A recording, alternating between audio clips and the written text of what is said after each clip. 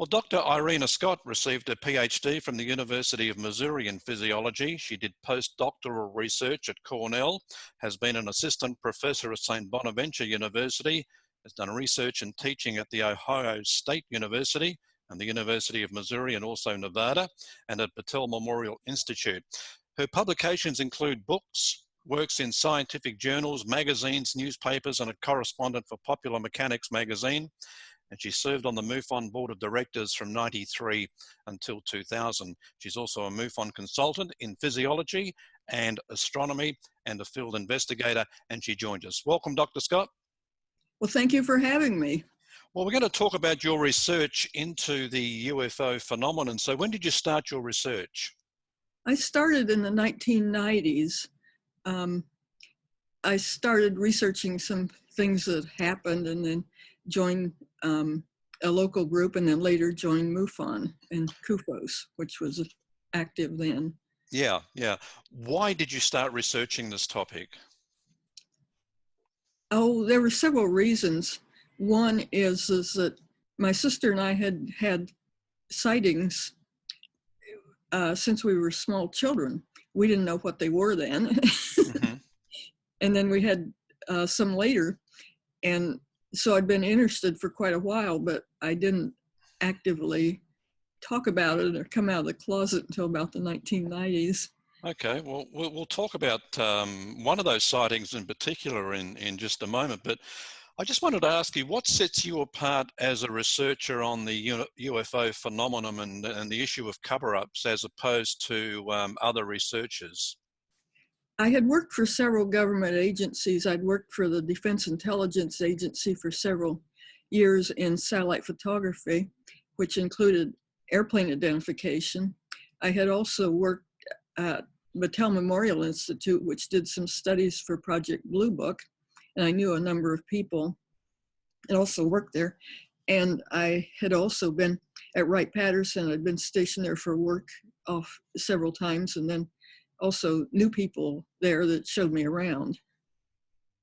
So you were basically right there, and some of the places you've worked at, you've mentioned right in the thick of things.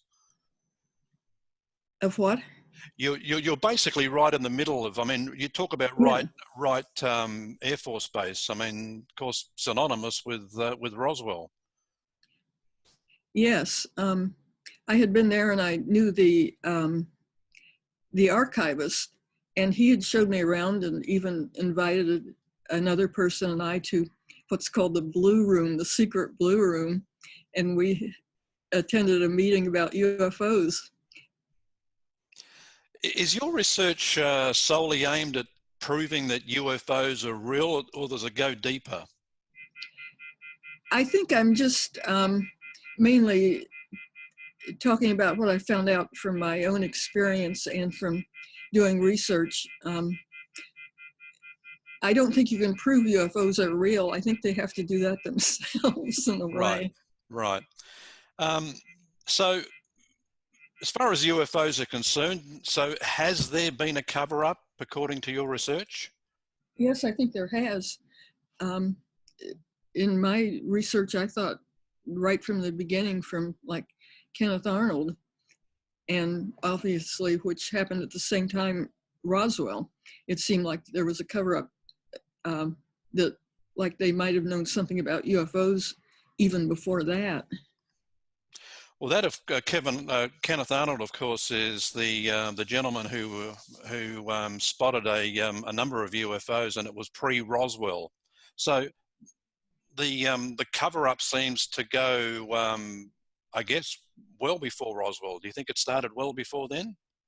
Well, we interviewed these two women that were daughters of a Reverend Holt, who was a cousin of Cordell Hull, who was Secretary of State. He was going to run as vice president for Roosevelt, and he didn't. But he was a high person in the government, very high. He won the Nobel Peace Prize. And we interviewed these two daughters that said they weren't supposed to say anything about this until their father and his cousin Cordell Hall were dead. But they said that Cordell Hall showed them a room that was under the Capitol that had sort of a crashed vehicle and bodies, and he called them creatures. They weren't called aliens then, that were preserved, I think, in formaldehyde or something.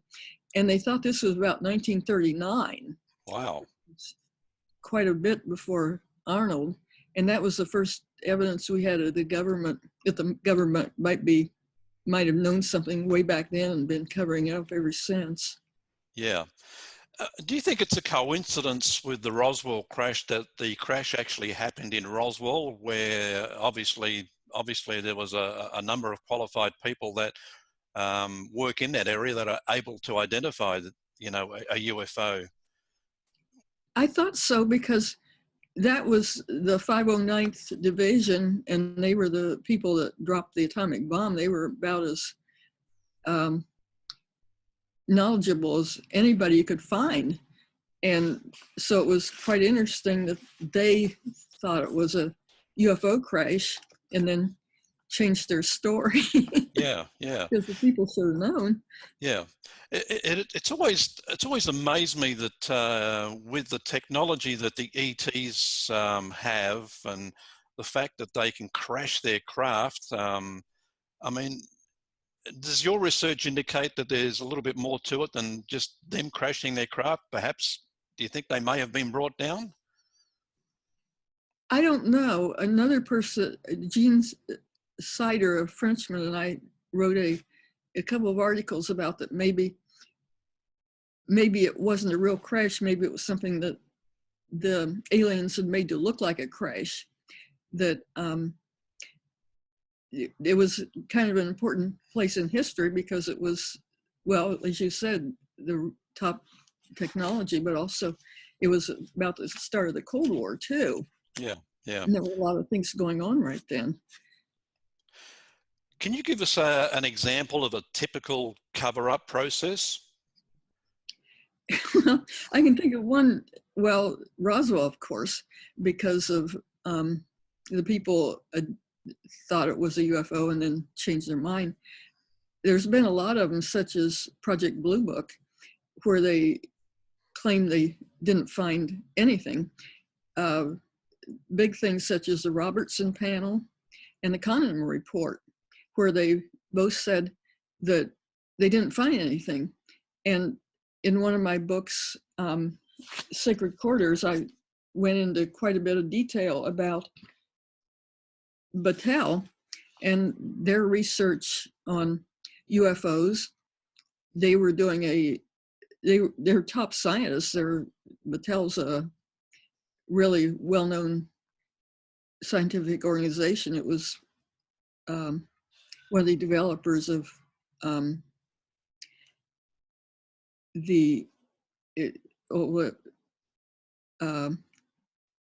Xerox and things, and CDs and other things, and in charge of a number of labs. So they were real good scientists.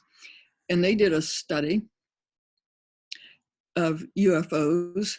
And before they finished, the CIA had the Robertson panel, and the Battelle had asked them in a letter that was later leaked to not do the study yet because they didn't have the information. And the CIA went right ahead with the study and then claimed there was nothing to UFOs, which... Right. I mean, does your intel indicate why they, why the cover up, why they need to keep it quiet? Well, I think to start with, it started out when UFOs first started out, they didn't know whether it was military or something from another country. And I think they wanted to keep that information secret. And they also wanted to keep it secret if they had new advances and things and were discovering new developments that they could find from UFOs. But so I think there was reasons why they started it, because it was just considered a military thing. But after all these years, you don't know. Right. I mean, can you say whether, you know, the people that you talk with or work with, I mean, has anything been said to you, you know, I guess in secret, but I'm not sure whether you can tell us right here and now. The thing that I talked about in some of my books was when I worked for the Defense Intelligence Agency. I'm sorry, my supervisors had reported we were supposed to use photography and identify all the airplanes under a particular location. And my supervisors reported a UFO to their supervisors. And these were, I think my top supervisor might be a GS-14 or something, pretty high ranking. And it was on 2 photographs, so we could see it in stereo if we adjusted things. And so it was definitely something that was there. Well, their supervisors acted very strangely and kept insisting that it was a spot on the film. And it obviously wasn't, because anybody knew anything about their job would know that it was something real. And they even had it tested by a specialist to make sure it wasn't a spot on the film. And it obviously wasn't, because it was on 2 different pictures. And so they were really surprised and mystified about why their supervisors were telling them it didn't exist when it was right there. Yeah.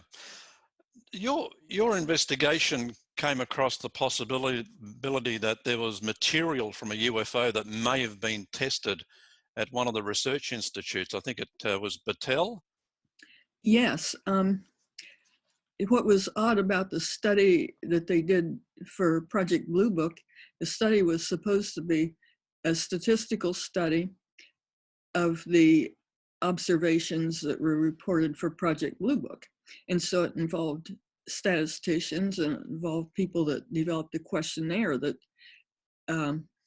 used discrete data that you could put in a computer for UFO observations. And what was very mysterious about that was that Battelle hired metallurgists. Mm-hmm. Was way off the what they needed to do the study. And then later, I mean, Battelle, people wondered about that because it just didn't make sense. But many years later, we found out this man that was a metallurgist had told informally, he didn't go publish it because he had got fired, but yeah. He told a friend that he had worked on UFO material. And he's dead now, and so we couldn't recontact him.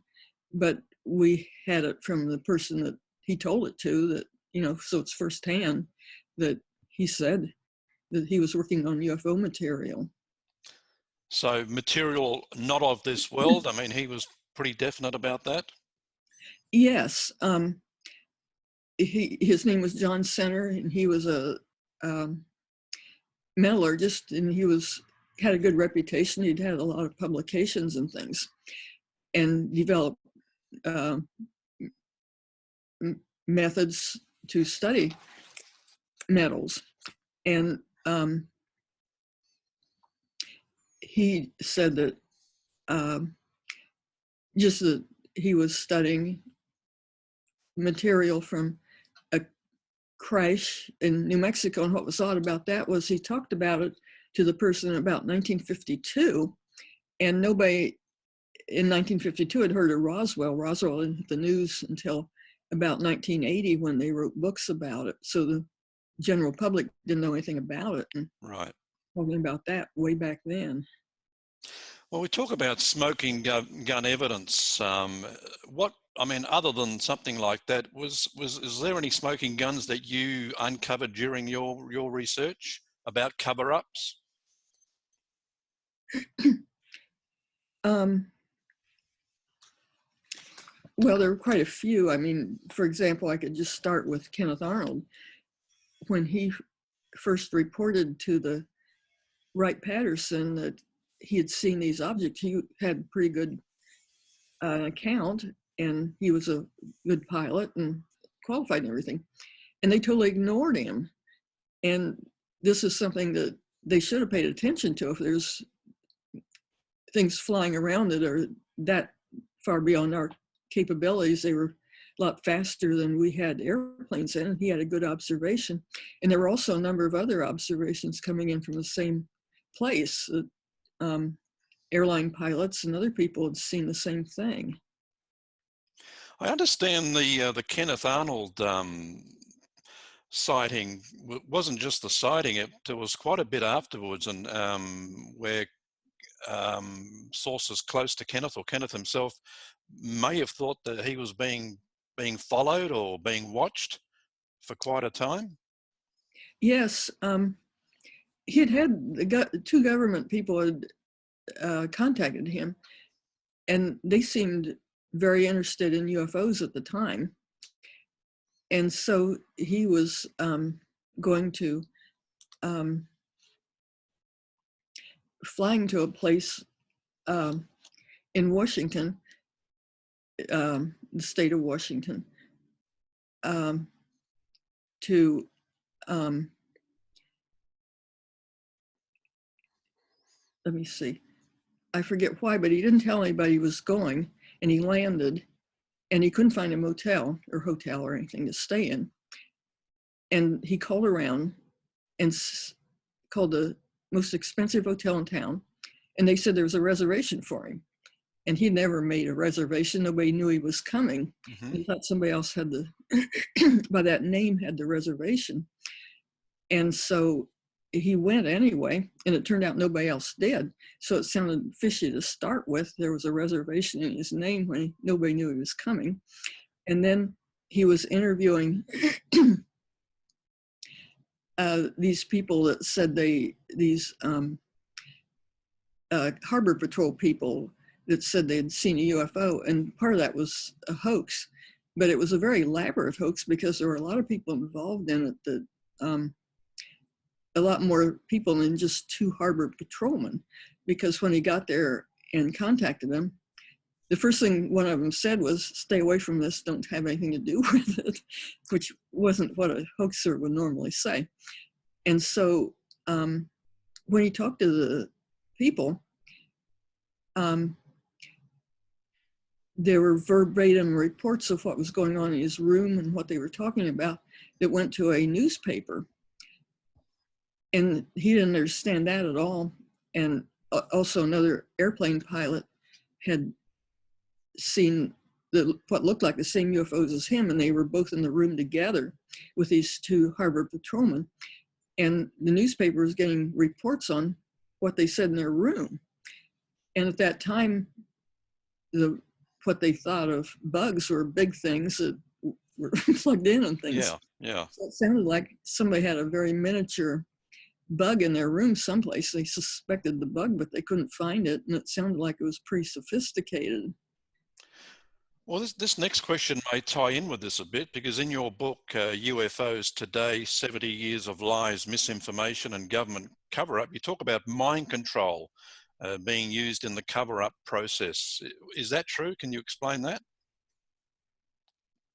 Well, I thought just to start with Kenneth Arnold, something that very unusual happened to him, which was kind of like an abduction or something. He was to interview this man that claimed to have seen the UFO, and he went to the man's secretary's house, and he said it looked like a normal house. His secretary was there at the table sorting through papers, and he interviewed the person, and it just looked like a normal house. And so the next day he went back and found the house, and he said it looked like nobody had ever been there, that it was covered with cobwebs and the door was covered with cobwebs. And he couldn't imagine that anybody even been there. And it sounded so strange, just like an abduction tale sounds today. That is very strange indeed. A lot's been written about and reported on Roswell. Did your investigations reveal anything new?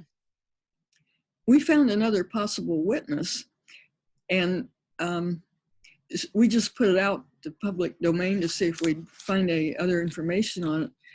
We had a tape recording of this man that said he might have seen the Roswell crash. He was a deputy sheriff, and he and the sheriff went from Big Springs, Texas to Roswell. And on their way, they were to pick up a prisoner. On their way, they heard a radio broadcast that there'd been a crash. And they didn't say the Roswell crash because nobody knew anything about it back then. And so they knew their way around in that area and found the roads and things and figured out where it was and went to see it. And he said there was a round circular object.